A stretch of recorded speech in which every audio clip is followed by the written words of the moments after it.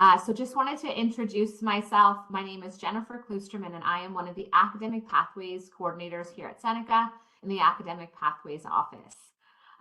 This afternoon, we're hosting, well, all week actually, we're hosting the 2024 Virtual Graduate Studies Expo.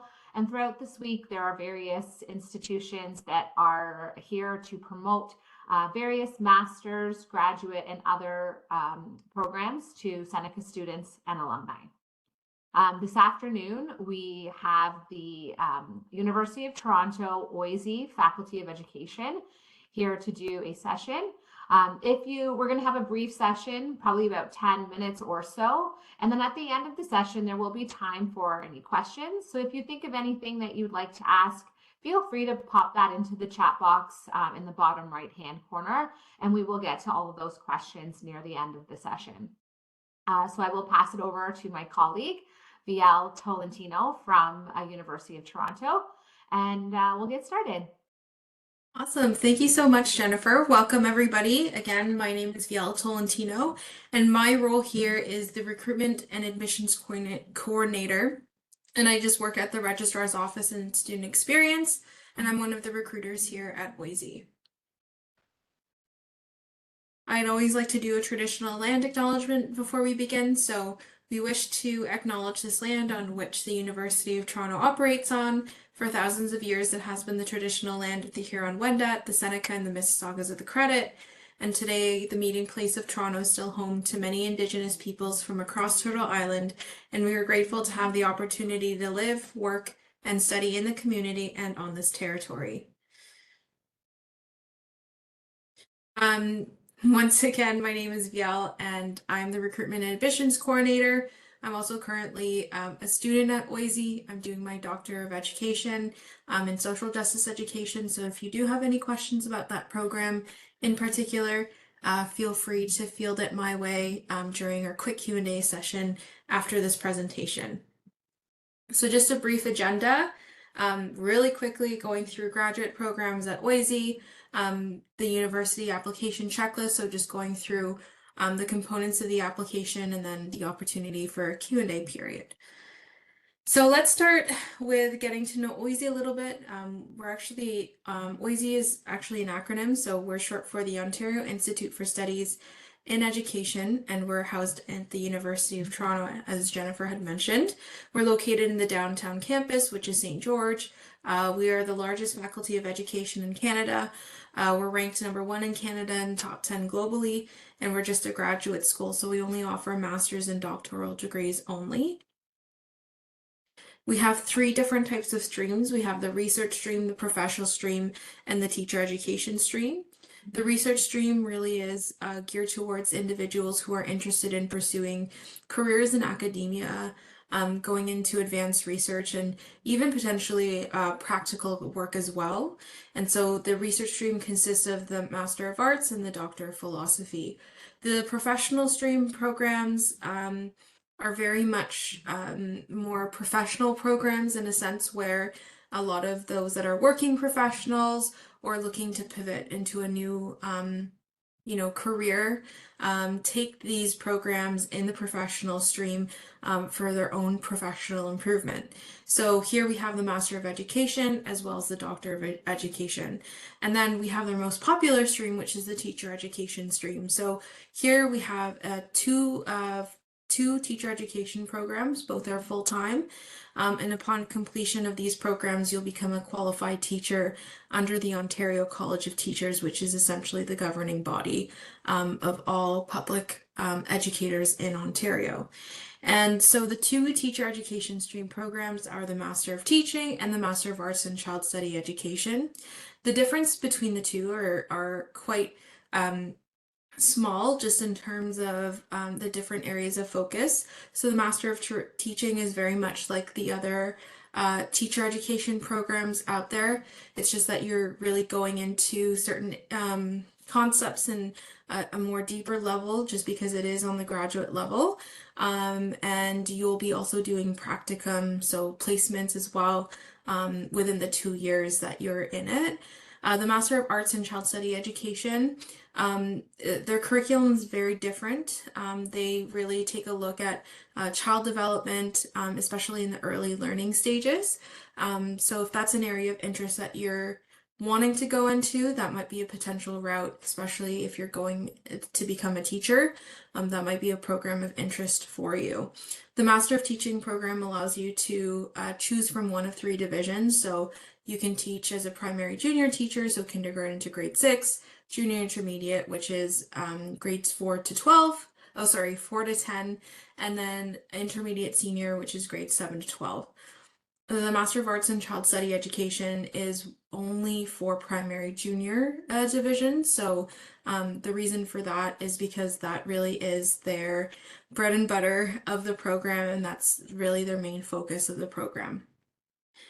So we have 4 different graduate departments and 12 different programs altogether. I don't want to go through all of them, but I will talk about each of them just a little bit, also mindful of time. I'll skip through the Child Study and Education program under the Applied Psychology and Human Development department, just because it's something that we've already covered in the previous slides, but essentially we have a variety of programs here. So counseling and clinical psychology, the career trajectory is here, becoming a registered psychologist. On the MA level, you become a psychological associate, and then with a PhD level, you become a registered psychologist. Counseling psychology, we have various opportunities here. We have guidance and counseling, and that's geared towards teachers already in their profession. And then we also have counseling and psychotherapy. So if you're looking into becoming a registered psychotherapist, that might be the route that you might want to go into, because we do offer that program as well. And then we have global mental health and counseling psychology. So that's geared towards international students who are interested in doing a placement in their home country and taking classes here at the same time and networking with other individuals who are interested in that particular realm of work. We also have doctoral programs in counseling psychology as well, developmental psychology and education, very much interested in special education and mental health education. So if that's something that you're interested in, that program is offered as an MA, MEd, flex time and full-time PhD, and then school and clinical child psychology, very similar to counseling and clinical psychology in terms of the career trajectories. The only difference here is that you're going to be working with children as opposed to the general public. The Department of Curriculum, Teaching and Learning really focuses on various aspects of teaching. The Master of Teaching program is the only one in that program that will allow you to become a teacher, so just be mindful of that if that is your goal. Curriculum and pedagogy, really interested in the curriculum development, as well as enhancing your teaching practices already. If you're already an educator in a variety of spaces, that would be the program that you that might be of interest to you. So we offer this program as an MA, MEd, and flex time full-time PhD. Language and literacies education, very much interested in second language acquisition, as well as teaching and learning that particular area of work. And then also building literacies programs in either the schools or in not-for-profit organizations as well. We offer this program as an MA, MEd, and flex time and full-time PhD. And then under the leadership, higher and adult education, we have educational leadership and policy. So really looking at educational policy, and if you're looking into becoming a leader in an educational context, typically in K to 12, that would be a good program for you to explore. We also have that program as an MA, MEd, flex time and full-time PhD, as well as an EdD. And then higher education. So if you're looking into becoming a higher education professional or already one, and you're just wanting to get professional development there, we also do offer this program. We have an MA, MEd, and flex time and full-time PhDs. I would also encourage you to check out the different fields within the MEd higher education as well. And then adult education, community development, really looking at adult education, not within the context of the classroom, but in the community through social change, advocacy work, things like that. And this program is offered as an MA, MEd, flex time, and full-time PhD. And then last but not least, we have our social justice education department with a program of the same name, so it's a bit easier to remember.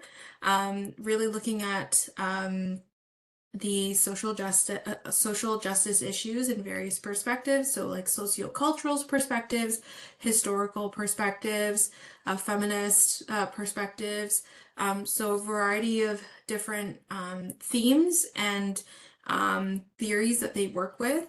And these are the different these ones are actually the different focus streams for the Master of Education program. So this program offers an MA, MEd, and flex time and full-time PhD.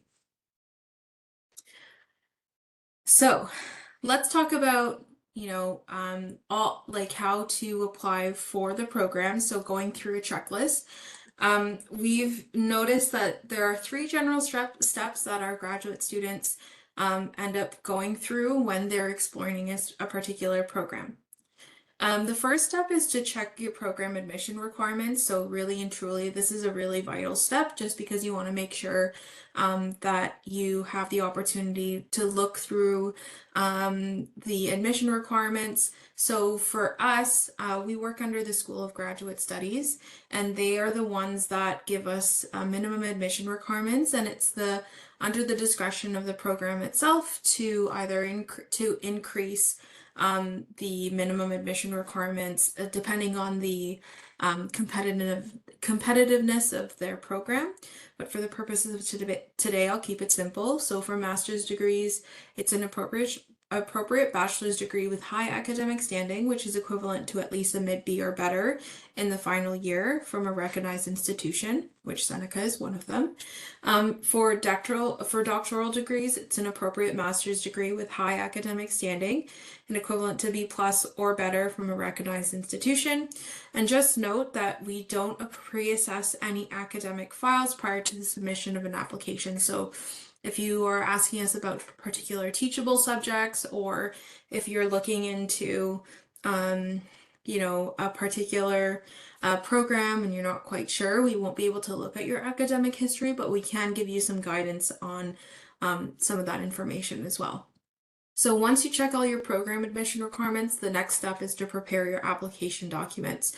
So the following supporting documents are required: your unofficial transcripts. So essentially what you want to do is you want to have a screenshot or print a screenshot of your student portal, making sure that you have your courses, the grades, and then the credit weight of your courses. You could also request from the registrar's office, if possible, to have an unofficial transcript. Or if you can have a hard copy of your transcript, you can upload that as well electronically onto our graduate portal. The official English language proficiency test scores, we do require this, and we do provide information. So if you just go through the School of Graduate Studies website under this English language proficiency test, they will talk about the requirements of what you would need for an English language proficiency test score if it does apply to you, and what the exceptions are. We also require a resume or a CV, so just looking at all your professional and academic accolades as well, not just your professional work, but your academic work is really important to highlight as well. And then faculty question responses, which are embedded in the application. Essentially what these are, they're questions broken, it's basically like a personal statement that's broken up into various questions that are geared towards getting to know you a little bit more and what your areas of interest are. So you want to make sure that you take your time to respond to these questions, and really do the research with about the program that you're interested in, and really incorporate that into your faculty question responses. We also do require references. We need one academic, so a professor or an instructor that you had, and then 1 professional reference. So I would also encourage you to check the program website to verify if they need additional academic references, because there are some programs that do require that. So it's always good to check your admission requirements regardless of the fact, just because with other supporting documents, they might differ for what we capture on our OISE admissions website. There are some additional supporting documents, and they don't apply to every program, but the experience table chart is usually, the experience table is usually for the teaching programs as well as the counseling programs. So essentially it's just highlighting all the teaching or counseling related experiences that you've had, and then the dates as to which you've done them, and then those teaching and counseling related tasks. And then we also require writing samples. So anything that captures your academic writing skills as well as your research skills, that would be the most appropriate to upload as your writing sample. And again, not all programs require a writing sample. A lot of them are our MA programs as well as our PhD programs. And then once you get all those application documents together, you can create your applicant portfolio on GradApp, which is the School of Graduate Studies application system. This is where you input all your relevant information, provide your reference information, pay your application fee, which is $235. That will allow you to apply for up to 3 programs at OISE. Just to note that, so if you're interested in more than 1 program, you can apply for up to 3. So just make sure that you submit 3 separate applications if you're interested. And then this is where you also upload your supporting documents and monitor your status, so that any admissions decisions that come through will be sent through this portal. We have a list of deadlines here. It's a bit small, just because we have a lot of programs that have extended their deadlines until November 25th. So I would encourage you to go to our application deadlines and closing date page for up-to-date deadline information. Essentially, our funded programs for curriculum teaching and learning, leadership in higher and adult education, as well as social justice education are going to close on November 25th, along with other programs like the Developmental Psychology and Education program for the PhD and full-time MA, as well as the Master of Teaching, the Counseling Psychology program, specifically the Global Mental Health and Counseling Psychology field, and then part-time MA, PhD, FlexTime, and EdD programs are also due November 25th. And then all of our other programs, our other MEd programs, are due January 15th. So these are our deadlines. It is subject to change, so I would suggest going through our website just to verify. So if you'd like to connect with our OISE student ambassadors, we have various ways where you can connect with them. We have our Instagram and TikTok with the same handle at OISE Voices. So this is a really great way to get to know the graduate school day to day. They also do a lot of FAQs in the Instagram page with faculty, staff, and other students. It's just a great way for you to get to know what OISE is all about, and the variety of student supports that we have as well. And it's a student-run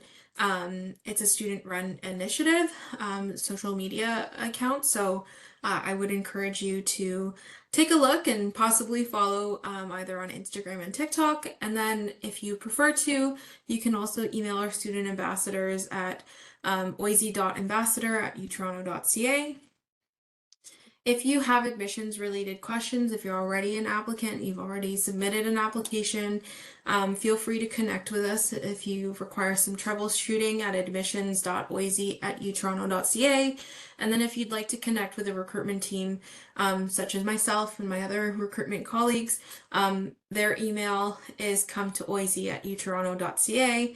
And if you'd like to stay in touch with me specifically, if there's a particular question that you have, that you might not want to ask during our Q&A and that might be personal, we can definitely schedule a one-to-one. Just email me at viel.tolentino@utoronto.ca. So that's all for my presentation. Thank you very much. And I'm happy to take any questions if there are any. Thank you so much. Yeah, so if anyone has any questions, please, you can pop those into the chat, and we'll get to that. I'm also just going to copy your email address there too, in case anyone, like you said, had questions that they felt more comfortable emailing you directly.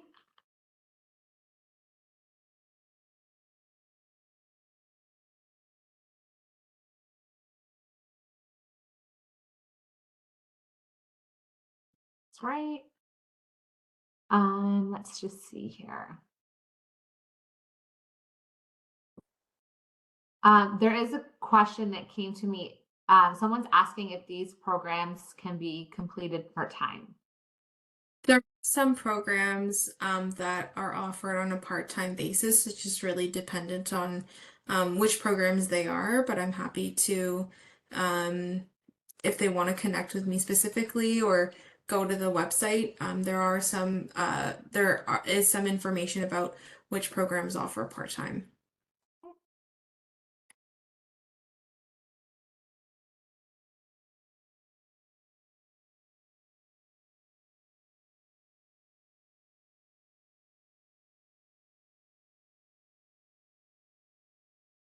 What kind of scholarships or funding are available for international students?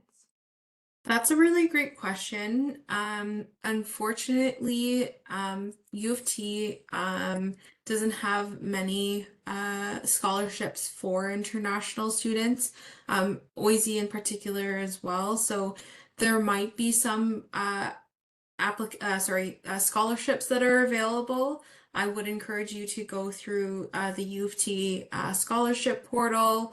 And also take a look at some of our awards within our internal awards website. However, we don't have many, unfortunately, for international students.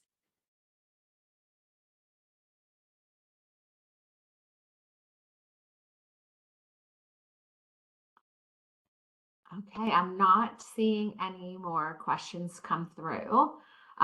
So just wanted to let all the attendees know that if you have further questions or you need further support after today, that you can always connect with the Academic Pathways office, and we can definitely assist you or put you in contact with the right person to get that support.